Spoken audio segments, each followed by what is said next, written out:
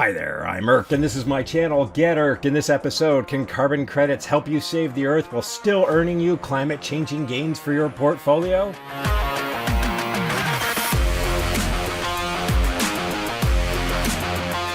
In this episode, I wanted to take a little bit of a deeper dive into carbon credits. Carbon credits have become extremely popular, particularly the idea of investing in them. A lot of this popularity can be attributed to the COP26 summit, where all of the world leaders gathered to discuss climate change. One of the big issues that COP26 is trying to resolve is to develop some sort of integrity in the carbon credit market. One of the biggest challenges that's affecting the carbon credit market and any investment in the carbon credit market is that there is no standard right now. In fact, nobody knows exactly what defines a carbon credit and how you can profit off of it. If you're not familiar with carbon credits, it's what companies are going to buy in order to pay off the pollution that they produce. However, what is it that they are buying when they buy carbon credits? As a very simple metaphor, let's suggest that you own a lot of property, and instead of building on it, you plant trees on it. Well, those trees enable you to have carbon credits that you can sell on the open market. The problem is there are different markets for carbon credits. So how many trees makes up one carbon credit? Do you need 2,000 trees, 10,000 trees, 30,000 trees? There's no real standard, and that's one of the things that COP26 is looking at settling. And that's one of the challenges that faces us as investors in carbon credits. We're very early into the sector, and although I do believe that the long-term profits are there, it's hard to know whether or not you're investing in the right thing. Along those lines, I've come up with two different investments: the Barclays iPath Series B Carbon ETN, or Exchange Traded Note, with the ticker symbol GRN, and the KraneShares Carbon Exchange Traded Fund, or ETF, with the ticker symbol KRBN. When we're talking about carbon credits, both KraneShares and Barclays are basically accomplishing the same thing. They're buying carbon credits in the futures market and using it to establish the equity of their ETF or ETN. So why would you buy both KRBN and GRN? When we're talking about the sector of carbon credits, there are a lot of unknowns out there, and in this particular case, I'd rather spread my investment across a few different investments rather than take the risk by going all in on one. So how do you go about doing that? Well, let's say you have an account of $100,000 and you wanted to put 10% toward carbon credits, or $10,000. Since we have two different assets that we would put in the basket, KRBN and GRN, you split that by two. So instead of $10,000 in carbon credits, you're going to have a $5,000 position in KRBN and a $5,000 position in GRN. And that's about it. It doesn't have to get more complicated than that. You're still maintaining diversification by only having 10% in carbon credits, but you're making that diversification even more diverse by having 5% in one asset, GRN, and 5% in the other asset, KRBN. Since both of these assets are buying futures contracts on carbon credits, there's not really any fundamentals to look at. You're basically betting that the price of carbon credits are going to increase over time. So let's look at each of them on a chart. I'll show you a buying plan of what I would do if I didn't currently hold the position, and then I'll show you my current positions in both of them. I'm going to start with the iPath Series B Carbon Note from Barclays, GRN. Let's start by looking at where GRN has come since the pandemic and work out some levels from there. Going back to its bottom in the pandemic, we're going to use the Fibonacci retracement. We're going to draw it from the bottom all the way up to its all-time high in 2021, and you can see that it just recently achieved its all-time high. So let's switch to the daily chart, and we'll start making some levels where we might be able to start a position and then add to it. As you can see from the relative strength index down here, we're overbought. What that means is that there is so much popularity in this particular asset that it's gotten to a point where it might be expecting a sell-off at some point soon. That being said, the RSI is never 100% accurate, so it is possible that we could just keep going higher. So if you're anxious to get into the position, what you do is you decide how much of that $5,000 investment do you want to put in. Typically, I'll buy 50% of a position up front and then save the remaining 50% to buy in 10% stages, 5 additional buys on the way down when the asset pulls back. When you're talking about an investment like GRN that is so overbought already, I typically start with something smaller like a 30% investment, which gives me 7 buys at 10% each to buy on the way down. You can see that most recently it just hit its all-time high of $27.60 $20.60. So I'm looking here as a possible pullback to start a position, and I'd probably start at the close of the day here at $26.46. For my second buy, I like how the 23.6% retracement down here at $22.52 has provided support in the past, and I'd probably shoot for right about $22.52,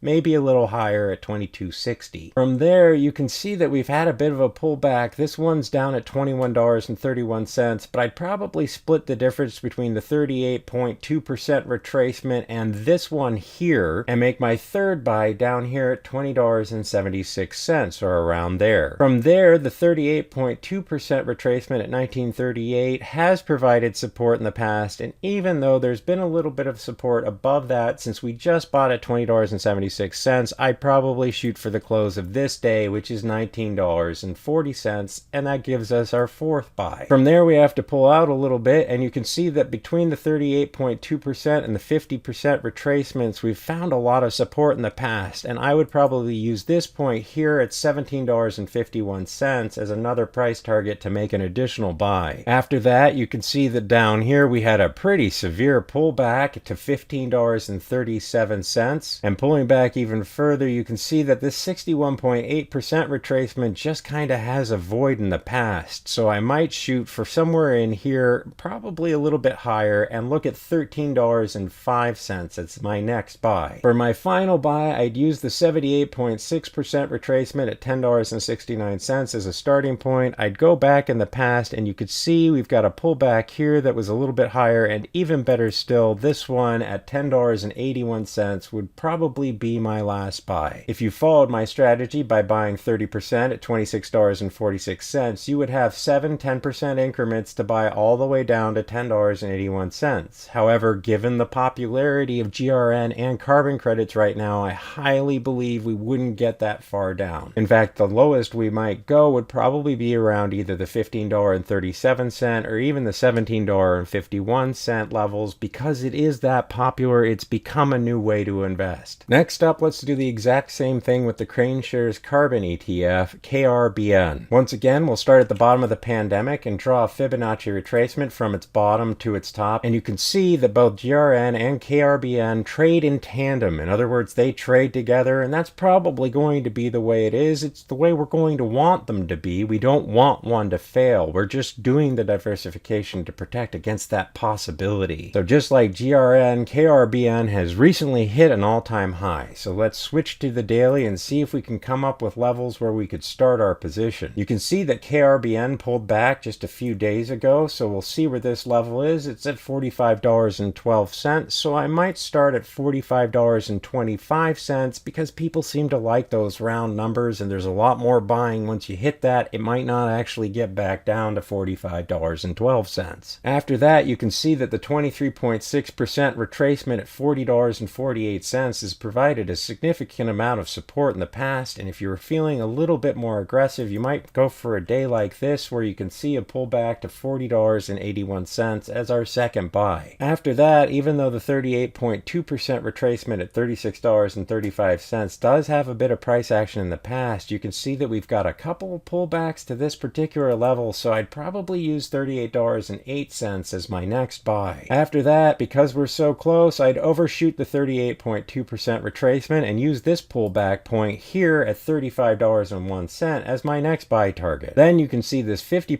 retracement at $33.02 has held support in the past here at $33 even, and then we pull back to find additional levels. And just like with GRN, you can see there's this pretty big void between the 50% retracement and the 61.8% retracement. So I'd go back here where you can see there was a little bit of price action, and I can find a support level at $31.20, or you could go a little bit to the low of the day and actually use $31.01 as your next price target. From there, I'd overshoot the 61.8% retracement. I'd look for this support here at $27.60, and then for my last buy, you can see that at the 78.6% retracement, it regularly pulls back below, and we've got this low here, we've got this higher low here, and then we've got something that seems to split the difference, so I'd probably start on the open of this day at $24.27. So there you have it. If you use the same strategy strategy we did with GRN, you'd use a 30% allocation at $45.25 and then 10% allocations all the way down to $24.27. However, just like GRN, KRBN is really taking off, and I really wouldn't anticipate seeing us pull back much further than the $31 mark, which would be more than a 50% retracement from its pandemic low. As always, investing is a very personal thing, so it's all up to you how much you want to buy, what levels you want to buy. This is just kind of a plan that I would use if I was going to open these positions. So starting with the Barclays note, GRN, I made my first buy on June 1st, 2021 at $20.91. A few days later, on June 3rd, I made my second buy at $20.14, and a little over a week later, on June 15th, I made my third buy at $20.22. After that, on July 19th, I made my fourth buy at $20.60, and then I let it run for a little while. When the market started selling off in late September, I made my fifth buy in GRN at $24.58, my sixth buy on October 6th at $23.54, and my most recent buy on October 19th, my seventh buy at $21.76, which gives me a position per share average of $22.35. Right now, GRN is almost at the 5% allocation that I have for it in my portfolio, so I won't be adding to it unless it sells off below my new $22.35 price. From here, let's take a look at my position in the KraneShares Carbon ETF, KRBN. You can see I started my position in the KraneShares ETF much later as we were reaching all-time highs, with my first buy on November 16th at $45.87. One day later, on November 17th, we had a small pullback, so I made my second buy at $45.15, which gives me my current per share cost of $45.75. The combined orders only give me about 0.8% of the 5% allocation I want. In other words, less than 20%. The reason I did such a small allocation is because we're really touching the all-time highs here. I'm expecting a bit more of a pullback. However, since it's really hard to judge exactly how much of a pullback we might see, I am going to be a little bit more aggressive, because the thing to remember now that we no longer have commissions is you can buy more often in smaller quantities. So my next buy target is going to be right here at $44 even, where you could see we've had support in the past, followed by the support you can see here at $42.70. After that, you can see that we've had a lot of support around this level, so my next buy target is $41.55, followed by this level here right above $40 at $40.25. All four of these levels are going to be incredibly small. In fact, the next buy is going to be 5 times the size of any of these individual purchases. My next target is going to be this point of support here at $38.15, and like I said, the size of this order is going to be 5 times the size of each of the other individual orders. I'm trying to be more aggressive to build up this position, but I'm doing it in smaller quantities since we don't quite know exactly how much of a pullback we could expect. After this buy at $38.15, I do have buy targets all the way down near the pandemic low, with my last buy at $19.05. But like I always say, I don't expect that last buy to be hit. In fact, I don't expect many of those buys at the lower levels to be hit. I expect to have cash on the sidelines that will have to be put to work in this position in the future. For me, when you look at all the trends towards climate change and environmental protection, there's almost no doubt that carbon credits are going to be an excellent investment for the long term. Although right now, I do think it's important to hedge your bet and actually diversify, since we don't know at this point what the standard's going to be. That being said, I do have a lot of confidence in both Barclays and KraneShares to be using these investment tools as a way to play on carbon credits in the future. Thank you for watching. Please hit like and subscribe, and I'll see you in the next video.